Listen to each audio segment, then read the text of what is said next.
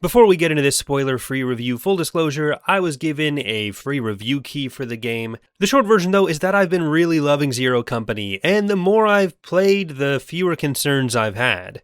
This isn't going to be a full review of the full game. I was actually only added to the review process within the last few days, so I'm not actually finished playing yet. But after several hours in game, there were some things I wanted to talk about, including answering some questions that you guys have asked. I think this question by Cass is a good place to kick things off. How long does it take to kick the training wheels off and actually start playing the campaign proper? In my first go, I would say the time between launching the game to getting to a point where I was making meaningful decisions was probably only about half an hour to 45 minutes, but that also includes me taking everything in and doing some exploring of the base when I was first there. Overall, I think the tutorial system was handled pretty well. There's basically some opening cutscenes and 2 to 3 small engagements where the game tells you exactly what to do every turn. It introduces you to the basics of the genre and the game's mechanics, but nothing feels like it's too drawn out. When looking at it from a replayability perspective, or maybe from the perspective of someone who has played a lot of this style of game before and just wants to get into it, I think you could probably get through that section a lot faster. So say if you want to just get into a fresh run and get past all the tutorial elements, I think you could reasonably get to the first free-form missions in maybe 15 minutes, which really isn't all that bad. You still get some helpful pop-ups when new mechanics are introduced, especially when it comes to managing operations and missions from your base, but it all feels very unintrusive. I will say though, Zero Company had one of the first times in any game where I felt like the game was having me make obviously bad decisions during the tutorial. Not to spoil anything too much, but the way they teach you about down characters and the injury system the game has you basically run characters into situations where they will obviously be hit repeatedly. It's something that you would never actually choose to do in a mission. I feel like this could have been handled a little bit better, because it can lead to a strange first impression, but once you're past that, it's a very small nitpick. It's not something that sticks with you at all. As someone who's dedicated the last 20 years of my life to pretty much endlessly replaying the last Star Wars strategy game, Empire at War, replayability was something I was pretty concerned about here, and it's another topic that many of you have asked about. When interviews about the game started coming out, talking about how it's a linear narrative, I grew a little bit more concerned, thinking it was just going to be kind of a straight line from one mission to the next mission, and not much choice or difference in how you progress through the game. This turned out to be not the case at all. Once you're a little bit into the game, you'll start to realize that you're probably not going to be able to cover everything in one run. In your base, you're given a series of operations, which are essentially menu-based excursions you can send people on or spend intel on. Then there are missions and sector influence. Influence is gained in different sectors based on operations you do, missions you do, and some other choices you can make, giving different rewards. Some operations can lead to different tactical missions, and each tactical mission has a time limit on how long you have to complete it. The game is basically divided into cycles, so once you go on a tactical mission, that takes up a cycle. Each operation and tactical mission is only around for a little while. I got to a point, even just a few hours in, where I had a choice between 3 or 4 different tactical missions to go on, and most of them are kind of optional missions that will give you additional benefits, or they're character missions or something. So you do end up making choices on which of these you want to undertake and which you want to let fall off the board entirely. There are some core narratively important tactical missions that you have to do at some point, but there are a slew of these other optional ones on a variety of new and classic Star Wars planets with some honestly impressive pulls that made me a little giddy when I read the planet names. The class and character systems also offer a lot of different ways to approach missions and often make you wonder how you might have approached something with different classes of characters. You have a core set of main story characters in your company, like Hawks, the main character, but you can recruit a variety of other characters to join your team in each class, with all classes having different specializations and skills within them. So you can even focus the same class on very different things while assigning your focus points, which are basically things that the characters gain from going on operations or missions and allow you to give them different abilities and power-ups. For example, if you have 2 characters in the Assault class, the way they actually play will be very different depending on the skills you've powered up, the specialization they have, and even just the equipment that you've given them. The most common challenge run is definitely going to be people doing full droid companies, which I am absolutely going to try at some point. I was asked if there's anything like B1s you can recruit. I don't believe so. I think it's all just astromechs as far as the droids go. Something that I do think will reduce replayability a little bit compared to, say, XCOM is the initial setup of missions. In Zero Company, your characters start effectively right in the fray. This is great for pacing, but it does mean setup on the battlefield isn't where you're going to get that replayability. But again, even little stuff like the weapon loadout for your character, whether you have a blaster pistol, sniper rifle, repeating blaster, other equipment, and so on, will really impact how you can play out the missions, and the enemies you're fighting will change how you want to approach that. If you're fighting Coil, for example, the primary enemy cult, you're generally going to be up against smaller numbers of higher powered enemies than when fighting the CIS, where you'll get a few heavy hitters mixed in with a load of B1s. A blaster pistol is going to be far more useful in the latter situation because of the sheer number of enemies, which the pistol is powerful enough to kill while getting multiple shots off, since pistols can fire up to 3 times per turn. Each character has 3 action points per turn. There are some characters who can use abilities to restore action points for other people, like droids and Hawks can do that as well, but different weapons and classes will impact how many action points you need to spend to attack. A blaster pistol uses 1 action point to fire once, and you can do that 3 times per turn. For a blaster rifle, your first attack will cost 1 action point, next attack would cost 2 action points, and so on. A sniper rifle takes 2 action points to fire, and then there's the repeating blaster, which will use up however many action points you have, and just fire more for more damage. So if you're up against just a bunch of B1s, a blaster pistol will be able to kill 3 in 1 turn, while a repeating blaster, despite being much more powerful as a weapon generally, will only be able to shoot 1, it'll just really shoot that one.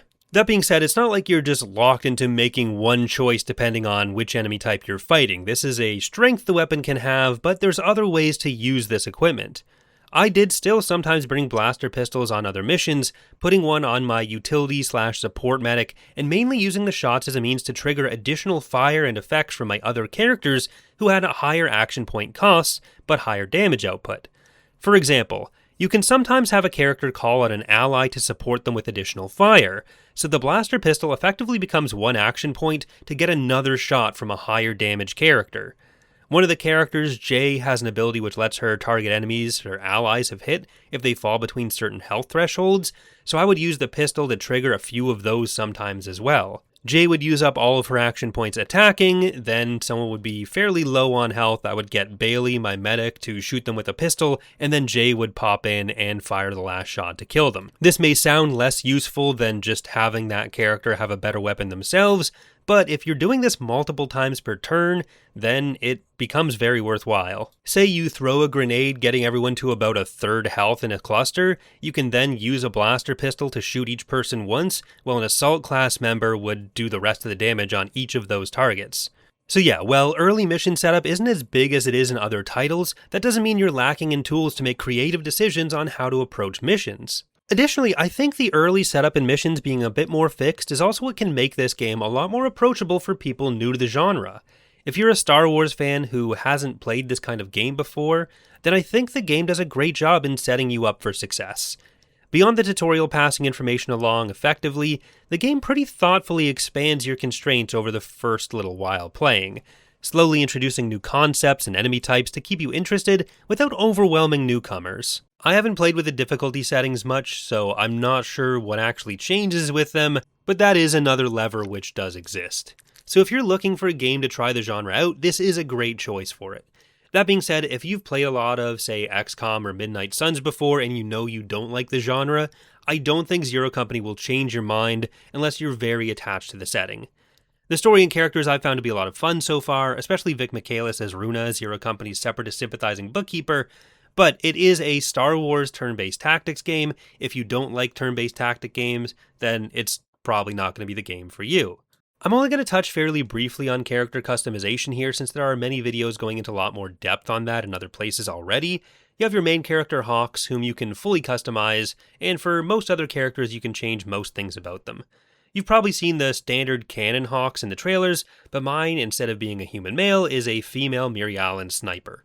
You have a bit less control over the written party characters, mostly just some outfit changes. I gave Trick, for example, your main clone bestie, an embarrassingly bad clone trooper armor color scheme. But once you start recruiting the kind of generic characters that are just really slot fillers, you can change everything from their outfit to their name. Outfits include clone armor. You can't give most alien species the helmet, but you can still give them the full body worth of armor. Humans, you can give armor head to toe. So if you want to do that and then change their names, you can turn everyone into a clone trooper like this one.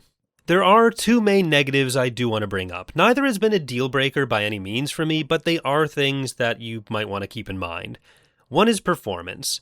Most of the time, the game runs perfectly smoothly for me, but there have been a few situations, especially in heavy urban environments, and in some sections where you're walking around in third person, which are relatively infrequent and short, but for some of those, I have dropped into the single digits for frames. I could possibly eke out more by reducing graphical settings, but again, most of the time it's running fine, so it feels unnecessary to do that until it hits a cutscene where it then starts to chug along a bit. It's possible this is something to do with my system, maybe I have some process running in the background that's hogging resources, but just wanted to disclose that it's something to keep in mind. Secondly, the AI seems to struggle with terrain. It knows how to deal with standard objects providing cover on a map, but there's been two missions in particular which I've played so far, where there are different sections divided by either a mountain or a tall ledge from a building, for example, where the AI seemed to kind of lock up when trying to attack me, and was attacking me from directions where it would never be able to succeed. On the one with the building, which I'll show here, it meant the AI was trying to cluster around the base of the building, rather than heading towards the staircase, which would have led them towards the rest of my party. They were all trying to attack hawks, who I was able to just sit on top of the building, shooting them like slug rats in a barrel, with little to no chance of retribution. When they set up an Overwatch, a thing you can do with one action point allowing you to cover an area, it's really powerful, they were able to fire back at hawks when she popped out, but most of the time they just were never going to get into a position to attack. These both seem like things which can hopefully be patched, and again, they were fairly small blips in an otherwise really enjoyable package so far. They were not game-breaking issues which you have to wait to be fixed before you can enjoy the game. I said I've run into that issue with the AI twice. On the one mission, the earlier one with the mountain, it was a much smaller problem. I think this kind of urban map was the first one where I felt it really impacted the outcome in any significant way. But overall, this is a game where you can really tell it was developed by people who had a passion for the genre and wanted to make a purpose-built Star Wars story using the tools of that genre. Big franchise games can often feel like a way to make a quick buck by putting a franchise skin over an existing product, and I haven't once felt like that's what I was playing.